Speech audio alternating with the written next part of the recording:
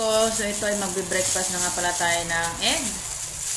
Ayan, egg guys. Yung binili ko sa 7-Eleven. Yummy siya guys. Yummy! May timpla siya guys.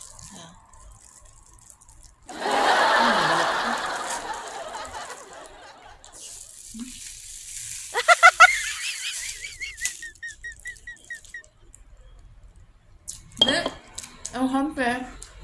Ang natin pa naman. Dumpling na talaga.